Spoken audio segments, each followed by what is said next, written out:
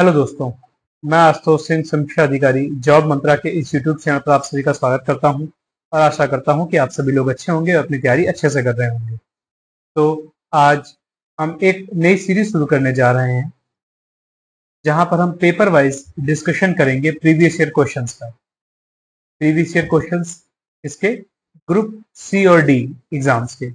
आपको हाल ही में पता होगा कि इलाहाबाद हाई कोर्ट ने सिविल कोर्ट्स के लिए ग्रुप सी और डी पोस्ट पे वैकेंसीज निकाली हैं और उनके फॉर्म भी अभी भरे जा रहे हैं। तो उनके एग्जाम पैटर्न में तीन चार चीजें आएंगी, एक हिंदी, इंग्लिश, जनरल स्टडीज और मैथमेटिक्स। तो हम इस नई सीरीज के माध्यम से केवल जनरल स्टडीज के सेक्शन को अभी डिस्कस करेंगे पेपर वाइज। लेकिन पेपर वाइज मीन्स पहले हम एक पेपर को लेंगे, ठीक, उसके जनरल स्टडीज के सेक्शन में, जीएस सेक्शन में जो 25 क्वेश्चंस आते हैं उसको डिटेल में डिस्कस करेंगे। फिर हम नेक्स्ट पेपर पे चलेंगे, उसके जीएस के पोर्शन के 25 क्वेश्चन को डिस्कस करेंगे। ऐसे ही हम करते रहेंगे। तो हम इस नई सीरीज में केवल हमारा अभी फोकस होगा जीएस के क्वेश्चन पे, बाद में हम और भी सेक्शंस पे काम करेंगे जैसे मैथ्स, हिंदी और इंग्लिश। तो आज हम जो पहला पेपर लेके आए हैं वो है ग्रुप सी स्टेनोग्राफर एग्जाम, जो 2022 में हुआ था। हमारा सेक्शन होगा जनरल स्टडीज का सेक्शन। तो चलिए शुरू करते हैं। तो आज का जो हमारा पहला क्वेश्चन है वो है from the following identify the primary activities, अर्थात निम्नलिखित में से प्राथमिक गतिविधियों की पहचान करें। जो फिशिंग है या मत्स्य पालन है वो क्या प्राइमरी एक्टिविटी है? हाँ, बिल्कुल है। जो बुनाई, क्या वो प्राइमरी एक्टिविटी है? नहीं, वो एक सेकेंडरी एक्टिविटी है, मतलब द्वितीय गतिविधि है। एग्रीकल्चर, हाँ प्राइमरी एक्टिविटी है। माइनिंग, खनन, हाँ प्राइमरी एक्टिविटी। बैंकिंग क्या है? प्राइमरी एक्टिविटी है? नहीं, ये एक टर्शियरी एक्टिविटी है। तो हमारा जो सही ऑप्शन क्या होगा? ए, सी और डी। देखिए ए सी डी कहां पर है, ये रहा, option C will be the right answer. तो प्राथमिक, द्वितीयक और तृतीयक क्षेत्र होते क्या है? ये जो अर्थव्यवस्था है उसका टॉपिक है, इकोनॉमी का। तो जो प्राइमरी क्षेत्र होता है वो क्या होता है? इस क्षेत्र में कृषि, वानिकी, पशुपालन, मछली पालन, मुर्गी पालन और खनन जैसी गतिविधियां होती हैं। यह क्षेत्र सीधे धरती से कच्चा माल निकालकर बनाया जाता है। तो प्राइमरी सेक्टर वो होता है जहां पे डायरेक्ट इंटरेक्शन हो प्रकृति के साथ, ठीक, और सीधे धरती से कच्चा माल निकाला जा रहा हो, जैसे कृषि है, ठीक, वानिकी है, पशुपालन, इसमें क्या है, डायरेक्ट प्रकृति से लेन देन है, ठीक। फिर जो द्वितीय क्षेत्र होता है, जो सेकेंडरी सेक्टर होता है, उसमें क्या किया जाता है कि जो हमें प्रकृति से चीजें मिलती हैं, रॉ मटेरियल, ठीक, उसे हम एक फाइनल गुड्स में बदलते हैं एक प्रोसेस के थ्रू, ठीक। जैसे हमें खनन से कोई रॉ मटेरियल मिला, और मिला, उसे हमने एल्यूमिनियम एक्सट्रैक्ट किया, आयरन एक्सट्रैक्ट किया, तो जिस इंडस्ट्री के थ्रू किया उसे कहते हैं सेकेंडरी इंडस्ट्री, द्वितीय क्षेत्र। इस क्षेत्र में विनिर्माण, उत्खनन और संयोजन जैसी गतिविधियां होती हैं। यह क्षेत्र कच्चे माल को बिक्री या उपभोग के माल में बदलता है। फिर तृतीय क्षेत्र, टर्शियरी सेक्टर, इसे सर्विस सेक्टर भी कहते हैं, क्योंकि इस क्षेत्र में व्यापार, परिवहन, संचार, बैंकिंग, शिक्षा, स्वास्थ्य, पर्यटन, सेवाएं, बीमा जैसी गतिविधियां होती हैं। इसे सेवा क्षेत्र या सर्विस सेक्टर भी कहा जाता है। यह क्षेत्र वस्तुओं के बजाय सेवाओं की बिक्री और व्यापार से जुड़ा होता है। अर्थव्यवस्था के विकास के लिए ये तीनों ही क्षेत्र इंपॉर्टेंट होते हैं। किसी भी देश की इकोनॉमी के लिए प्राइमरी, सेकेंडरी और टर्शियरी तीनों सेक्टर इंपॉर्टेंट है। अब आपको पता चल गया होगा कि तीनों सेक्टर्स में क्या अंतर होता है और कौन किसके अंदर आता है। आपसे आज प्राइमरी पूछ लिया है, कल सेकेंडरी या टर्शियरी भी पूछा जा सकता है। तो आई होप आप आगे से सही चूज करेंगे, ठीक। देखिए, जैसा कि मैंने बताया दिया है ऑप्शन में कि बैंकिंग सेक्टर टर्शियरी सेक्टर है, ठीक है। वहीं जो बुनाई है वो सेकेंडरी सेक्टर है, ठीक, क्योंकि बुनाई के माध्यम से एक रॉ मटेरियल को एक फिनिश्ड गुड में बदला जाता है। वहीं बैंकिंग क्या है, एक सेवा है, ठीक, तो इसलिए टर्शियरी सेक्टर है। तो आई होप आपको ये क्वेश्चन समझ में आया होगा। अपने नेक्स्ट क्वेश्चन पे चलते हैं। हमारा नेक्स्ट क्वेश्चन है मैच द फॉलोइंग का है। यहाँ एक सूची दी हुई है, इसे सूची 2 से मिलाना है, ठीक। जैसे कैंडल, तो पूछा गया है कि कैंडल का क्या कार्य है। तो मैंने यहाँ फिगर लगाया हुआ है कि देखिए कैंडल है, ये कैंडल में क्या होती है कि मोम पिघलती है और प्रकाश होता है, ठीक। तो केमिकल एनर्जी जो होती है वो किसमें बदलती है, लाइट एनर्जी में बदल रही है। तो कैंडल में क्या होगा, केमिकल एनर्जी लाइट एनर्जी में बदल रही है, तो ए का सही क्या होगा, 3।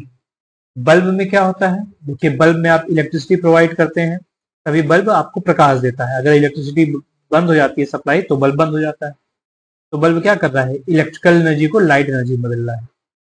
बल्ब क्या कर रहा है, इलेक्ट्रिकल एनर्जी को लाइट एनर्जी में बदल रहा है। देखिए, तो बी का हो गया 1। सितार, देखिए ये फोटो लगा है, ये महिला सितार बजा रही हैं, तो अपने हाथों से ये जो स्ट्रिंग्स होती हैं उन्हें दबाती हैं, ठीक, और सितार क्या करता है, ध्वनि उत्पन्न करता है। तो मतलब क्या हो रहा है, मैकेनिकल एनर्जी को सितार के माध्यम से साउंड एनर्जी में बदला जा रहा है। अपने हाथों से जब ये स्ट्रिंग्स दबाती हैं तो ये मैकेनिकल काम हो जाता है। क्या हो जाता है, मैकेनिकल यानी कि यांत्रिकी कार्य हो जाता है। फिर साउंड निकलती है तो साउंड एनर्जी हो गई, ठीक। तो सितार क्या कर रहा है, मैकेनिकल को साउंड में बदल रहा है।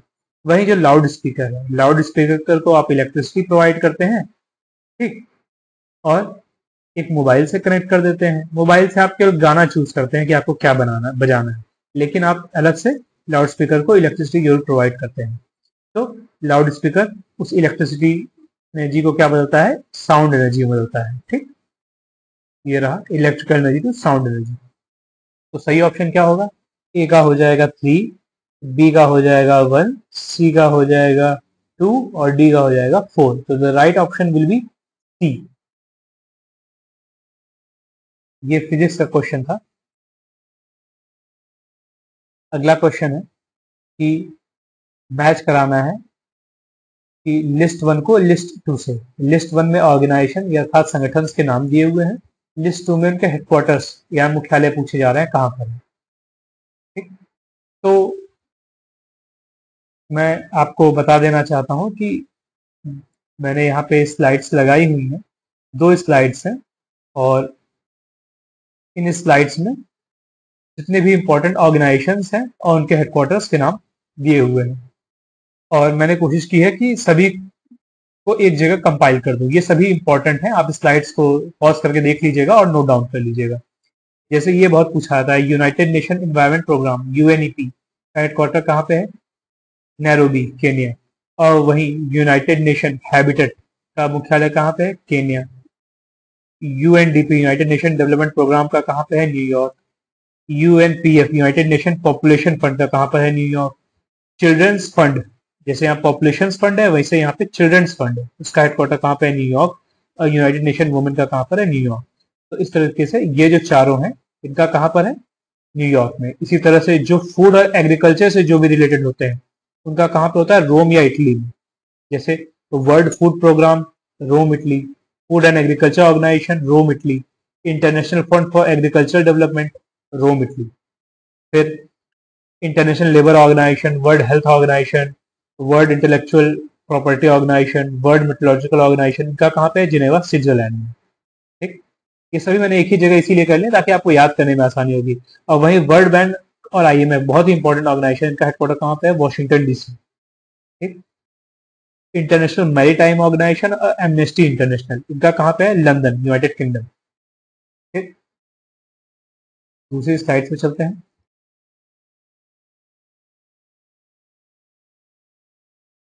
तो हमारे जो क्वेश्चन में पूछा है ये दूसरी स्लाइड है। जैसे organisation for economic cooperation and development कहाँ पे है, पेरिस। इंटरपोल का हेडक्वार्टर कहाँ पे है, लियोन, फ्रांस। ये आपके एग्जाम में पूछा गया है इसी क्वेश्चन में। OIC organisation of Islamic conference का कहाँ पे है, Jeddah, Saudi Arabia. International atomic energy agency, Vienna, Austria. OPEC का भी कहाँ है, वियना, ऑस्ट्रिया। ये भी आपके अभी एग्जाम में पूछा गया है। और कैसे पूछा गया है, नाटो का पूछा गया है, ब्रुसेल्स, बेल्जियम में है। और इसका पूछा गया है, SAARC, South Asian association for regional cooperation का कहाँ पे है, काठमांडू, नेपाल। तो ये आपके एग्जाम्स में पूछे गए हैं। आई होप आप इस स्लाइड को रोक के नोट डाउन कर लेंगे। इंपॉर्टेंट ऑर्गेनाइजेशंस और उनके हेडक्वार्टर्स हैं, पूछा गया है तो आगे भी पूछा जाएगा। तो अभी के लिए जो हमारा क्वेश्चन है वो ये है कि नाटो का हेडक्वार्टर कहाँ पे है। नाटो का हेडक्वार्टर है ब्रुसेल्स, बेल्जियम में, ये 4। सार का कहाँ पे है, काठमांडू, नेपाल में है। इंटरपोल का कहाँ पे है, लियोन, फ्रांस में है। ओपेक का कहाँ पे है? ऑस्ट्रिया वियना में। तो ए का होगा 4, बी का होगा 3, सी का होगा 2, डी का होगा 1। The right option will be C. ठीक, अपने नेक्स्ट क्वेश्चन पे चलते हैं। ये पूछा जा रहा है AEPS स्टैंड्स फॉर। तो जब मैंने इसे पहली बार इस क्वेश्चन को पढ़ा तो मैं भी थोड़ा कंफ्यूज हो गया। मैंने AEPS देखिए आगे, एशियन इन्वायरमेंटल प्रोटेक्शन स्ट्रेटेजी। अगर आप पढ़ेंगे यहाँ पे African environmental protection strategy, Arab environmental protection strategy, Arctic environmental protection strategy.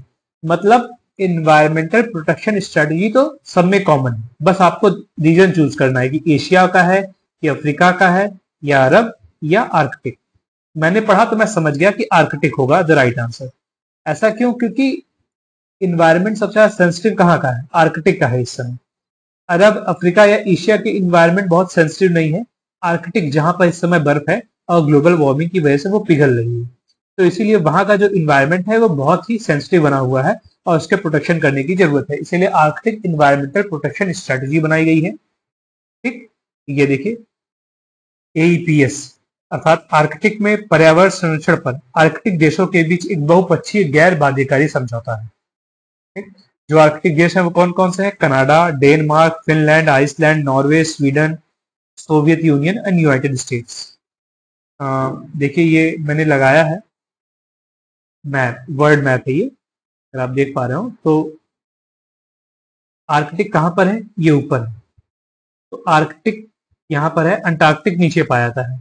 तो आर्कटिक से सटे हुए देश कौन से होंगे? ऊपर जो होंगे मैप में हमारे। तो ये देखिए कनाडा है, यहाँ पे USA का वाला हिस्सा है। ठीक, सोवियत यूनियन है, Norway, Sweden, Finland, Denmark, Iceland. ठीक, ये सारे एरिया जो है ये इसीलिए आर्कटिक इन्वायरमेंटल प्रोटेक्शन स्ट्रेटेजी के तहत आए, क्योंकि ये सभी देश आर्कटिक से को घेरे हुए हैं चारों ओर से, इसीलिए। ठीक है, जब इस क्वेश्चन को मैंने पहली बार पढ़ा तो मेरे दिमाग में आया था कि AEPS का फुल फॉर्म तो होना चाहिए आधार इनेबल्ड पेमेंट सिस्टम, क्योंकि ये बहुत ही इंपॉर्टेंट है और आजकल कंप्यूटर्स वाले एग्जाम्स में पूछा जा रहा है कि AEPS का फुल फॉर्म क्या होता है? आधार इनेबल्ड पेमेंट सिस्टम। आप देख रहे होंगे बैंक के दुकानों के बाहर लिखा होता है कि आधार से पैसे निकालें। आप जाते हैं, थंब लगाते हैं, अपना आधार नंबर बताते हैं तो आपके अकाउंट से पैसे निकाले जाते हैं। तो ये भी AEPS का फुल फॉर्म होता है। आप इसे भी याद रखिएगा कि अगर ऑप्शन में ये मिलेगा आधार इनेबल्ड पेमेंट सिस्टम तो आप इसको जरूर चूज करिएगा। ठीक है, तो चलिए अपने नेक्स्ट क्वेश्चन पे चलते हैं। हमारा नेक्स्ट क्वेश्चन है कि विच स्टेट और union territory has highest population density according to 2011 census. 2011 की जनगणना के अनुसार किस राज्य या संघ क्षेत्र की जनसंख्या घनत्व सर्वाधिक है? इसकी बात की जा रही है, जनसंख्या घनत्व की। तो सबसे ज्यादा थी दिल्ली की। अगर स्टेट और यूनियन टेरिटरी सबको मिला के पूछा जा रहा है और केवल स्टेट की बात की जाती कि किस स्टेट की सबसे ज्यादा है, तो सबसे ऊपर होता बिहार और फिर होता वेस्ट बंगाल। ठीक, और अगर पूरे सबको मिला के पूछा जा रहा है तो सबसे ऊपर होगा दिल्ली। देखिए यहाँ पे लगा हुआ है, बिहार में इस समय पॉपुलेशन डेंसिटी है 1116, वेस्ट बंगाल में देखिए उसके बाद 1028, लेकिन दिल्ली में सबसे ज्यादा है। तो अगर आपसे पूछा जाए स्टेट वाइज तो नंबर 1 पे होगा बिहार, सेकंड नंबर पे होगा वेस्ट बंगाल। ठीक, लेकिन यूनियन टेरिटरी और स्टेट्स सबको मिला के पूछ दिया जाए तो नंबर 1 पे अपने आप हो जाता है दिल्ली, क्योंकि दिल्ली में सबसे ज्यादा है। और अगर पूछा जाए सबसे कम कहां पर है, तो सबसे कम है स्टेट वाइज में अरुणाचल प्रदेश, फिर मिजोरम। पॉपुलेशन डेंसिटी सबसे कम है अरुणाचल प्रदेश, फिर मिजोरम। अंडमान निकोबार यूनियन टेरिटरी के मामले में सबसे कम रखता है। लेकिन अगर पूछा दिया जाए पूरे देश में इन सबको मिला के, स्टेट और यूनियन टेरिटरी को मिला के सबसे कम कहां पर है, तब होगा अरुणाचल प्रदेश।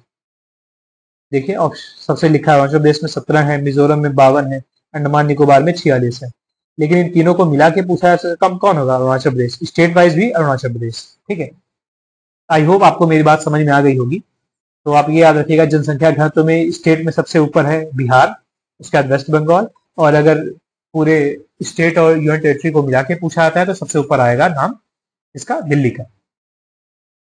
विच state has highest human development index value as according to the Indian national human development report 2011, अर्थात भारतीय राष्ट्रीय मानव विकास रिपोर्ट 2011 के अनुसार किस राज्य का मानव विकास सूचकांक उच्चतम है? तो इसका सही आंसर होगा केरल। देखिए, अगर कहीं भी पूछा जाए ह्यूमन डेवलपमेंट इंडेक्स में भारत का कौन सा राज्य ऊपर है, तो आप याद रखिएगा पिछले कई सालों से केरल ही हमेशा ऊपर रहा है। 2011 की बात कर रहा तो 2011 में भी केरल था और आज भी केरल ही सबसे ऊपर है। तो ह्यूमन डेवलपमेंट इंडेक्स जो वर्ल्ड लेवल पे कैलकुलेट होता है उसे कैलकुलेट करती है UNDP, the human development index published by the UNDP, United nation development programme. लेकिन नेशनल लेवल पे अगर हम बात करें तो उसे कौन पब्लिश करता है? Institute for applied man power research. Indian human development report is prepared annually by the institute of applied man power research. ठीक, इसमें 4 फैक्टर्स को लिया जाता है कैलकुलेट करने के लिए। एक होता है स्कूली शिक्षा के औसत वर्ष, दूसरा होता है स्कूली शिक्षा के अपेक्षित वर्ष, तीसरा होता है जन्म के समय जीवन प्रत्याशिता और चौथा होता है प्रति व्यक्ति सकल राष्ट्रीय आय। ये 4 फैक्टर्स इन्वॉल्व किए जाते हैं ह्यूमन डेवलपमेंट इंडेक्स को कैलकुलेट करने के लिए, जिसमें इस समय और पहले भी केरल नंबर 1 पे रहा है। वर्ल्ड में इसकी कैलकुलेशन करती है यूएनडीपी और नेशनल लेवल पे इसकी कैलकुलेशन करती है institute of applied man power research. हमारा नेक्स्ट क्वेश्चन है, from the following identify the act that violate the criminal law. निम्नलिखित में से कौन सा कार्य आपराधिक विधि का उल्लंघन करते हैं? चोरी जो है क्या वो आपराधिक गतिविधि है? बिल्कुल सही। किराए के संबंधित कोई विवाद है, क्या वो आपराधिक गतिविधि है? बिल्कुल नहीं। अगर आपके मकान मालिक के साथ कोई विवाद हो रहा है कि रेंट को लेके, किराए के लेके, क्या आपराधिक है? नहीं, वो सिविल मुद्दा है। डाइवोर्स वो भी एक सिविल मुद्दा है। मर्डर, हाँ, ये क्रिमिनल मुद्दा है। हरासमेंट भी क्रिमिनल मुद्दा है। तो right option will be A, D and E. देखिए ए, डी एंड ई, हाँ, the right option will be C. तो सिविल कानून देश के नागरिकों के व्यक्तिगत मामलों से जुड़ा होता है। व्यक्तिगत मामले, पर्सनल मैटर, जैसे संपत्ति, विवाह, बेदखली, तलाक, ऋण या दिवालियापन, जो कि पर्सनल मुद्दे होते हैं। और आपराधिक कानून अपराध से जुड़े मामलों से होता है, जैसे किसी पर हमला कर देना, मारपीट करना, डकैती करना, हत्या करना, कहीं आग लगा देना, बलात्कार करना, ये आपराधिक कानून होते हैं। तो क्योंकि ये कोर्ट का एग्जाम है तो इससे संबंधित क्वेश्चन भी छोटे मोटे पूछ लिए जाएंगे। ये बहुत ही जनरल माइंड का क्वेश्चन है, कोई बहुत इसमें पढ़ने की आवश्यकता नहीं है। पूरा स्टैंड्स फॉर, यहाँ पूरा का फुल फॉर्म पूछा जा रहा है। पूरा का फुल फॉर्म होता है provision of urban amenities in rural areas. पूरा का फुल फॉर्म है provision of urban amenities in rural areas. ठीक, यह भारत सरकार के ग्रामीण विकास मंत्रालय की एक योजना है। इसका मकसद ग्रामीण क्षेत्रों में शहरी सुविधाएं उपलब्ध कराना है और रोजगार पैदा करना है। ठीक, डॉक्टर एपीजे अब्दुल कलाम ने जनवरी 2004 में चंडीगढ़ में हुए भारतीय राष्ट्रीय विज्ञान कांग्रेस के 90वें सम्मेलन में इस अवधारणा को पेश किया था। तो आपको 3 बातें याद रखनी है पूरा से संबंधित। पूरा का full form provision of urban amenities in rural areas, अर्थात जो शहरी सुविधाएं हैं ग्रामीण क्षेत्रों में उपलब्ध कराई जाएं। किसके द्वारा संचालित की जाती है? ग्रामीण विकास मंत्रालय के द्वारा। कौन शुरू किया था? डॉक्टर एपीजे अब्दुल कलाम ने 2004 में। ये एक तरह से योजना है, योजना का फुल फॉर्म पूछ लिया है आपसे। फिर अगली योजना से संबंधित क्वेश्चन था, प्रधानमंत्री जन धन योजना वॉज लॉन्च्ड इन। प्रधानमंत्री जो जन धन योजना है किस वर्ष शुरू की गई थी? ये शुरू की गई थी वर्ष 2014 में। जब मोदी सरकार आई थी वर्ष 2014 में, तो उसकी शुरू की गई योजनाओं में था प्रधानमंत्री जन धन योजना, जिसके तहत जिन लोग के पास बैंक खाते नहीं थे वो लोग अगर इस योजना के तहत खाते खुलवा रहे थे जीरो बैलेंस पे, तो सरकार उनके अकाउंट में 500 रुपीज, 500 रुपए ट्रांसफर कर रही थी। ठीक है, तो ये बहुत ही महत्वाकांक्षी योजना थी सरकार की, इसलिए पूछा गया। ठीक है, 2014 में लाई गई थी। और ये कुछ अदर स्कीम्स हैं जो सरकार ने लाई हैं 2014 में। ये इंपॉर्टेंट स्कीम है, जैसे जनधन योजना, skill India mission, make in India, mission स्वच्छ भारत, संसद आदर्श ग्राम योजना। फिर 2015 में शुरू की गई कुछ योजना ये है। इसमें जैसे बेटी बचाओ बेटी पढ़ाओ, आज भी सुनते होंगे आप, हृदय योजना, पीएम मुद्रा योजना, उज्ज्वला योजना, प्रधानमंत्री सुरक्षा बीमा योजना मैंने भी लेके रखी है, प्रधानमंत्री जीवन ज्योति ये भी लेके रखी हुई है। ठीक है, smart city initiative, Amrut strategy, mission for digital India. ठीक, ये सभी 2015 में स्टार्ट की गई थी। ये जो शुरुआती योजना है 2014 की है, ये सब 2015 की है। और उदय योजना, startup India, stand up India, prime minister Ujjwala plans, Namami Gange योजना, ये सभी 2016 में स्टार्ट की गई है। आपको केवल ईयर याद रखना है, डेट नहीं एग्जैक्टली याद रखनी है। ठीक है, आपके एग्जाम में ऐसे रिलेटेड और भी क्वेश्चन आ सकते हैं, इसीलिए मैंने ये सभी डाटा एक जगह कंपाइल कर दिया है, आपको आसानी होगी। आप वीडियो पॉज करके इसे नोट डाउन कर लीजिए। ठीक है, तो आपके लिए मेहनत करके मैं बहुत ही चीजें लेके आता हूँ। ठीक है, आई होप आप इसे अप्रिशिएट करेंगे कमेंट बॉक्स में। अगला क्वेश्चन है, प्रधानमंत्री गरीब कल्याण अन्न योजना was launched in the year, अर्थात प्रधानमंत्री गरीब कल्याण अन्न योजना किस वर्ष में शुरू की गई थी? इसको वर्ष 2020 में शुरू किया गया था, कोविड के दौरान। तो इस योजना का पहला चरण 2020 में संचालित किया गया था, कोविड-19 जब था। तो इसका उद्देश्य था कि प्रवासियों और गरीबों को मुफ्त खाद्यान्न की आपूर्ति करना। ठीक, उस समय आपको पता होगा कि प्रवासी आ गए थे घर अपने वापस और गरीबी बहुत ज्यादा बढ़ गई थी। तो सरकार ने एक योजना शुरू की, प्रधानमंत्री गरीब कल्याण अन्न योजना, जिसके तहत गरीबों को 5 किलो चावल या गेहूं मुफ्त राशन के रूप में उपलब्ध कराया जा रहा था। 5 किलो मुफ्त अनाज मुहैया कराया जा रहा था। और 1 जनवरी 2014 को इसे 5 साल के लिए इस योजना को फिर से एक्सटेंड कर दिया गया कि अगले 5 सालों तक ये स्कीम आगे भी चलती रहेगी। देखिए यहाँ पे क्या हो रहा है कि कोई भी गरीब या प्रवासी आके कोटेदार से अपना जो 5 किलो अनाज है वो लेता था। 2020 में ये स्कीम शुरू की गई थी, बहुत ही महत्वाकांक्षी योजना है, आज भी चल रही है, आप लोग सुने होंगे। बस योजना के नाम को नहीं जान रहे होंगे, बाकी तो आप जान ही रहे हैं कि 5 किलो अनाज दिया जाता है। What is the main reason for the rainfall in north India during winter, अर्थात उत्तर भारत में शीतकाल में बरसात होने का मुख्य कारण क्या है? तो शीतकाल में बरसात हो रही है उत्तर भारत में, तो इसका सही कारण होता है वेस्टर्न डिस्टर्बेंसेस, अर्थात पश्चिमी विक्षोभ। हर साल लगभग देखने को ये चीज मिलती है। आप अगर न्यूज देखते हो तो आपको पता होगा, सर्दियों में अगर उत्तर भारत में वर्षा हो रही है तो उसका रीजन है वेस्टर्न डिस्टर्बेंसेस, अर्थात पश्चिमी विक्षोभ। ये भूमध्य सागर जो मेडिटेरियन सी होता है वहां पर एक उष्ण चक्रवात बनता है और अपने साथ नमी को लिए हुए वो ईस्टर्न दिशा में, पूर्व दिशा में ऐसे चलता रहता है। यहाँ पर हिमालय भारत के उत्तर में है, हिमालय से टकरा कर ये ऊपर की ओर चला जाता है, चाइना में प्रवेश कर जाता है। लेकिन इसकी एक कुछ धारा भारत के उत्तरी मैदानों में भी प्रवेश करती है और यहाँ पर हल्की वर्षा करती है सर्दियों के मौसम में। ठीक, तो यही होता है पश्चिमी विक्षोभ। तो पश्चिमी विक्षोभ अर्थात वेस्टर्न डिस्टर्बेंसेस भारतीय उपमहाद्वीप के उत्तरी इलाकों में सर्दियों के मौसम में, कब? सर्दियों के मौसम में आने वाले ऐसे तूफान को कहते हैं जो वायुमंडल की ऊंची तहों में भूमध्य सागर, अंध महासागर और कुछ हद तक कैस्पियन सागर से नमी लेकर उसे अचानक वर्षा और बर्फ के रूप में उत्तरी भारत, देखिए भारत में कहां पे आ रहा है, उत्तरी भारत, पाकिस्तान और नेपाल पर गिरा देते हैं। ठीक है, उत्तर भारत में रबी की फसल के लिए, विशेषकर गेहूं के लिए यह तूफान अति आवश्यक होते हैं। तो यहाँ पे कुछ और भी बातें आप याद रखिएगा, आपके एग्जाम में आगे इससे क्वेश्चन पूछे जा सकते हैं कि कब आता है वेस्टर्न डिस्टर्बेंस? सर्दियों के मौसम में। कहां से नमी अवशोषित करता है? भूमध्य सागर से।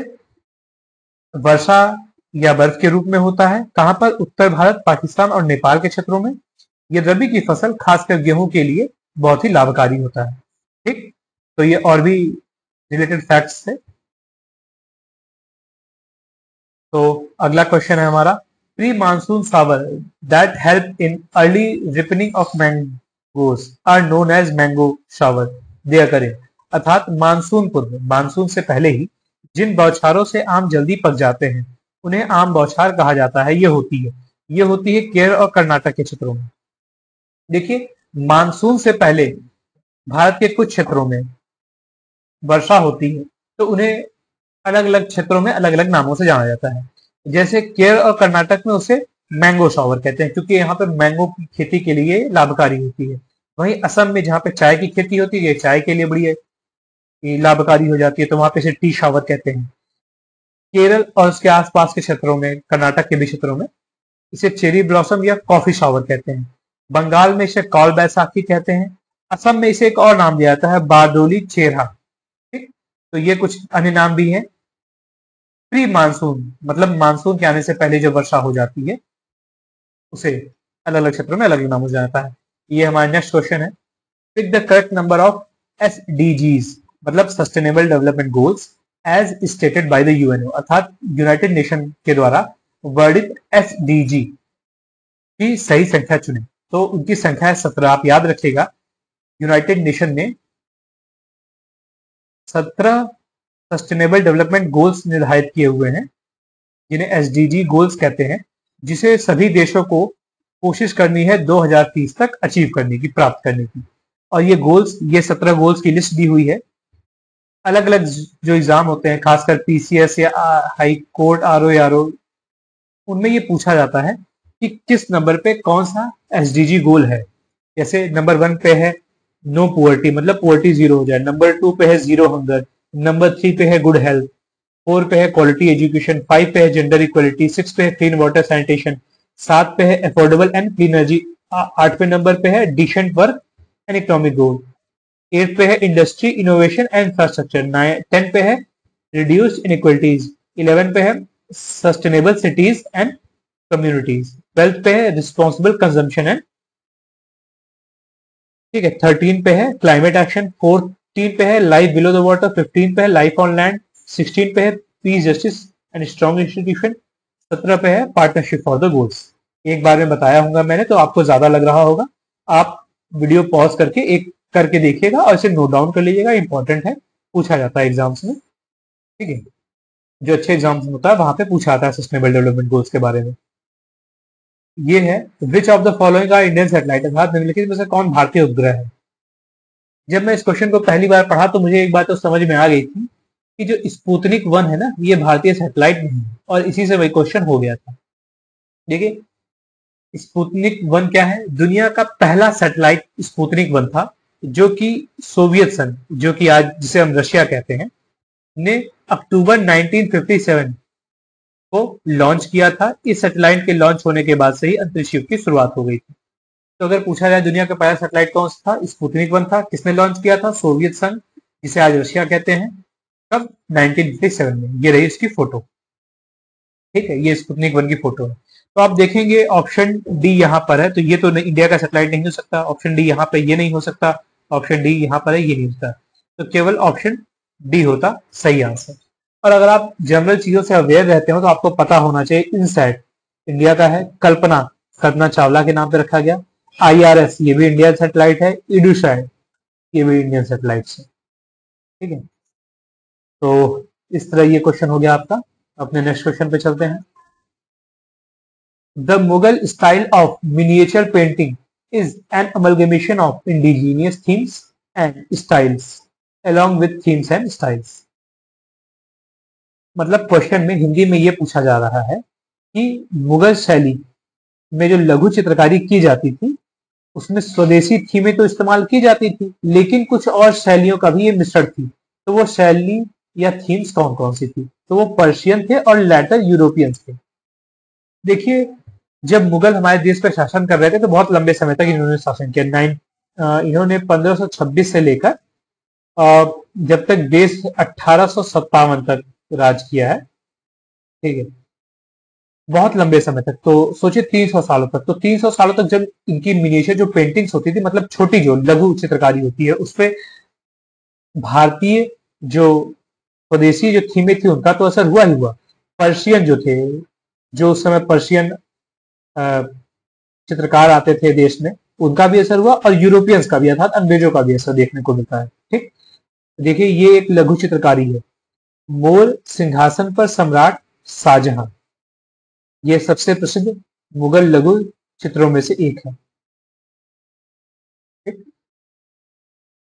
तो ये क्वेश्चन आपको समझ में आ गया होगा। अपने नेक्स्ट क्वेश्चन पे चलते हैं कि a layer of warm air may be above a layer of cooler air at the earth surface, this is called, अर्थात पृथ्वी की सतह पर ठंडी वायु के एक परत के ऊपर उष्ण वायु की एक परत हो सकती है।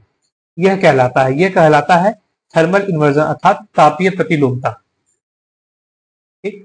ये ज्योग्राफिकल फिनोमिना है। देखिए, जनरल क्या होता है कि ये शहर है मान लीजिए, या अर्थ सरफेस है। दिन भर धूप पड़ने से ये हिस्सा गर्म हो जाता है, और यहाँ जो इस कांटेक्ट में एयर होती है वो वार्म एयर बन जाती है। फिर ये ऊपर उठती है और ठंडी होती है, ये और ऊपर से होती है और ठंडी हो जाती है, ठीक।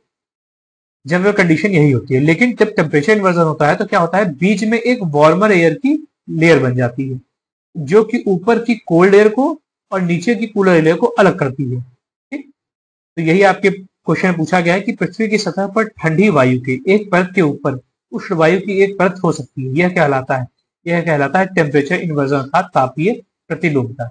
मैंने फिगर इसीलिए लगाया ताकि आप इसे रिलेट कर पाए। फिगर में यही बात समझाई गई है। नेक्स्ट क्वेश्चन पे चलते हैं कि the preservation of species outside there natural habitat is called, अर्थात उनके प्राकृतिक निवास स्थान के बाहर, यहाँ के होना चाहिए, के बाहर प्रजातियों का परिरक्षण कहलाता है। कोई भी प्रजाति है जहां पर वो पाई जाती है, मूल रूप से वहां पे न रख के उसे दूसरे किसी जगह पर प्रिजर्व किया जाए तो इसे क्या कहा जाता है? क्वेश्चन में पूछा जा रहा है। इसे कहते हैं एक्स सीटू कंजर्वेशन अर्थात वही स्थानिक संरक्षण। तो बायोडायवर्सिटी को दो प्रकार से कंजर्व किया जाता है, एक इन सीटू और एक होता है एक्स सीटू। इन सीटू में क्या करते हैं कि जो प्रजाति जहां पाई जाती है उस जगह पर ही उसको संरक्षण किया जाता है और उस जगह को या तो नेशनल पार्क घोषित कर दिया जाता है या तो वाइल्ड लाइफ सेंचुरी या तो बायोस्फीयर रिजर्व। ठीक, तो इसे कहते हैं इन सीटू कंजर्वेशन, मतलब वो स्पीसीज जहां पे है उसे वही कंजर्व कर दिया गया क्योंकि उस क्षेत्र को ही हमने एक विशेष क्षेत्र घोषित कर दिया। ठीक, लेकिन अगर ऐसा हो कि हम उस स्पेशल क्षेत्र से उसे निकाल के किसी मैन मेड मतलब ह्यूमन द्वारा रचित इकोसिस्टम में लाके उसे रख देते हैं और यहाँ प्रिजर्व करते हैं तो इसे कहते हैं एक्स सीटू कंजर्वेशन। जैसे जू में हम जानवरों को रखते हैं, नर्सरीज में हम पौधों को लाके रखते हैं, बोटेनिकल गार्डन्स होते हैं, जीन बैंक होते हैं जहाँ पे जीन्स को लाके जानवरों और पौधों के रखते हैं। तो ये सब तो आपसे पूछा जा सकता है कि wild life sanctuaries, biosphere reserve या नेशनल पार्क किसमें आते हैं? ये इन सीटू में आते हैं। वहीं जू, नर्सरीज, बोटेनिकल गार्डन किसमें आते हैं? ये एक्स सीटू में आते हैं। ठीक, क्योंकि इसमें जो प्रजातियां होती हैं उन्हें उनके निवास स्थान से बाहर लाके कंजर्व करते हैं, तो एक्स सीटू, और जब उसमें करते हैं तो इन सीटू। नेक्स्ट क्वेश्चन पे आते हैं। हमारा नेक्स्ट क्वेश्चन ये मैच द फॉलोइंग है। पूछा है हाइड्रोस्फीयर अर्थात जलमंडल में क्या आता है? रेडियो तरंगे और एक्सरे आती हैं? नहीं। मिट्टी और चट्टान? नहीं। Ground water, surface water? हाँ बिल्कुल सही। जलमंडल में क्या आता है? Ground water, surface water. जो स्थल मंडल होता है उसमें क्या आएगा? उसमें आएगी मिट्टी और चट्टान, मतलब ऑप्शन 2। रेडिएंट ऊर्जा में क्या आएगी? रेडिएंट ऊर्जा में उष्मा भी आ सकती है, रेडियो वेव, एक्सरे आ सकती है। मैं थोड़ा कंफ्यूज हूँ, मैं ऑप्शन 4 पे आ जाता हूँ। तापीय ऊर्जा में क्या आएगी? तापीय ऊर्जा में तो केवल उष्मा आती है। हाँ ठीक, तो ऑप्शन सी का क्या हो गया? अपने आप ऑप्शन ए हो गया। ठीक, तो इस तरह ए का क्या होगा? 3 होगा, बी का क्या होगा? 2 होगा, सी का 1 होगा, डी का 4 होगा। The right option will be A. ठीक, ये भी एक ज्योग्राफी का क्वेश्चन है और जनरल अंडरस्टैंडिंग का क्वेश्चन है। अगला क्वेश्चन है कि from the following identify the main leaders of the revolt of 1857। निम्नलिखित में से 1857 के विद्रोह के मुख्य नेताओं की पहचान करें। क्या ज्योतिबा फुले 1857 के विद्रोह में थे? नहीं, ये हमारे स्वतंत्रता संग्राम में गांधी जी के समय थे।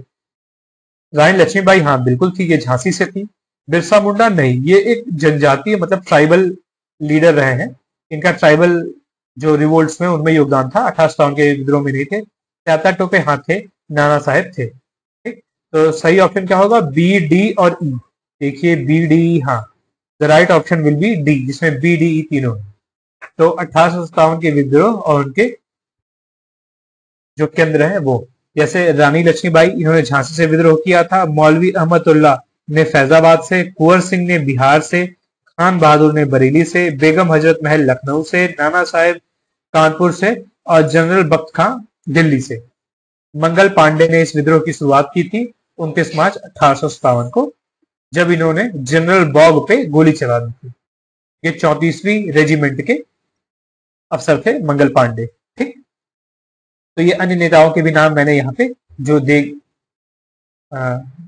लगा दिए हैं और उनके संबंधित क्षेत्र भी लगा दिए हैं, आप इसको याद रख लीजिएगा। अगला क्वेश्चन है identify the earliest temple found in India from the following, अर्थात निम्नलिखित में से कौन सा ऐसा टेम्पल है जो सबसे प्राचीनतम है? एक लिंगराज, एक जगन्नाथ, राजेश्वर मंदिर और दशावतार। तो इसका सही आंसर होगा दशावतार, क्योंकि देखिए ये गुप्त काल में बना था। कि अगर आप हिस्ट्री पढ़ेंगे तो आपको पता होगा कि दशावतार टेम्पल इंडिया के ओल्डेस्ट टेम्पल में आता है। ठीक है, और ये गुप्त काल में बना था। तो दशावतार मंदिर जो है, ये इसकी फिगर है, ये कहाँ पाया था? ये यूपी के ललितपुर जिले में है, ठीक है। और ये भगवान विष्णु को समर्पित है, गुप्त काल में बना था। और यहाँ पे भगवान विष्णु के 10 अवतारों का दर्शन आप कर सकते हैं, इसीलिए इसे दशावतार टेम्पल बोलते हैं, ठीक।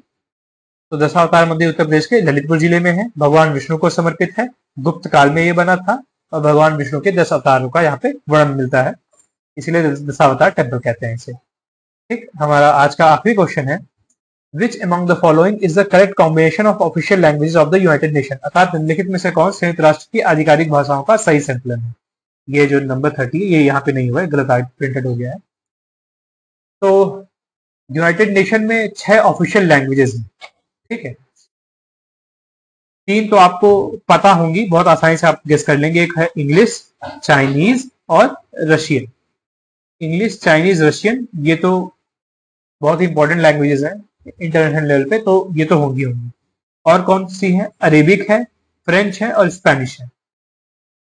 तो ये 6 ऑफिशियल लैंग्वेजेस हैं यूनाइटेड नेशन की, आप याद रखिएगा। तो इंग्लिश है, हाँ है, फ्रेंच हाँ है, इटालियन नहीं, तो ये नहीं होगा। इंग्लिश है, हाँ है, स्पेनिश है, जर्मन नहीं है, तो नहीं होगा। फ्रेंच हाँ है, इंग्लिश है, जर्मन नहीं है, तो नहीं होगा।